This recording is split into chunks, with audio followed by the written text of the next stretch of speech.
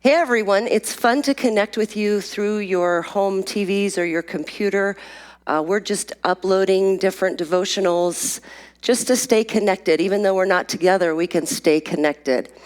And I was thinking this week about a verse that we've quoted to you quite a bit recently, Philippians 4, 6, and 7. Let me read that to you out of the New American Standard. It says this: "Be anxious for nothing, but in everything by prayer and supplication, with thanksgiving, let your requests be made known to God. And the peace of God, which surpasses all comprehension, will guard your hearts and your minds in Christ Jesus." It's an amazing promise that the peace of God will guard us. We live in a time where the stress of the day is overwhelming. I don't know about you, but going into the grocery store is stressful because you just never know what you're going to find. I've never seen a time like this before. But in it all, God is sovereign, and in his sovereignty, his peace guards us.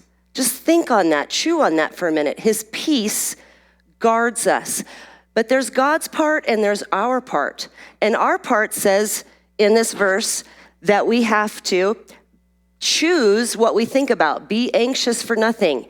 Choose what you think about. Choose what's spinning around in your brain. But then it says, but in everything by prayer and supplication. We talked about that a Sunday ago, the first Sunday that we went online, about just pursuing God through prayer.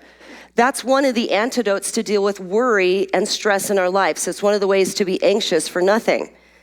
But then it gives us another thing. There's another qualifier here. Be anxious for nothing, but in everything by prayer and supplication with thanksgiving. It's like God says, be thankful in times of anxiety. And I was thinking about that when I'm really worried or really stressed. Being thankful doesn't naturally come to my mind. But I would just encourage you as you go through your day, as you think through things, as your emotions kind of come and go on a roller coaster ride, choose to live thankful. Find things to be thankful for. For example, I am so thankful for our medical personnel, the doctors and the nurses, and all of the medical people that are working all these extra hours now to care for people, and they're putting their own lives at risk, and even their families' lives at risk in order to care for the sick in our nation right now. I'm thankful. I'm thankful for the grocery store workers that I know many of them are working overtime because the demand is so high. I'm thankful for the people that work in my mom's independent living facility that are taking care of the elderly. I'm thankful for the truck drivers that are putting in so many hours to provide supplies to grocery stores. I'm thankful for our Governor Polis, who is doing everything that he can do to protect us and making decisions to help protect us. I'm thankful for our President Trump, and I'm thankful for Vice President Pence, who's in charge of this, the organization of this whole thing. It's like I can find things to complain about, or I can choose to be thankful. And there's something about being thankful that is my part in saying, I'm going to choose not to be anxious about anything, but I'm going to be thankful. I'm going to look for opportunities to be thankful. And I just encourage you in that to look for opportunities to be thankful. Let me read you this verse and adding a verse to it out of the New Living Translation.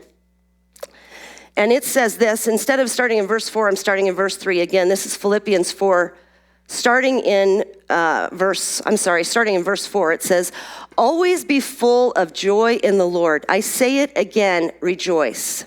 And then listen to this line: "Let everyone see that you are considerate in all you do." Let everyone see that you are considerate in all you do. Remember, the Lord is coming. And then Philippians 4:6, "Do not worry about anything. Instead, pray about everything. Tell God what you need and thank him for all he has done. Then you will experience God's peace, which exceeds anything we can understand. His peace will guard your hearts and your minds as you live in Christ Jesus.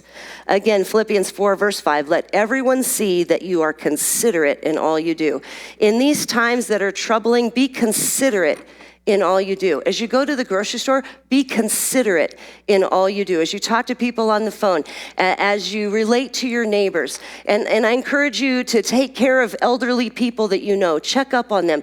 But in all that you do, be considerate. And what happens? The peace of God will guard our hearts and our minds in Christ Jesus.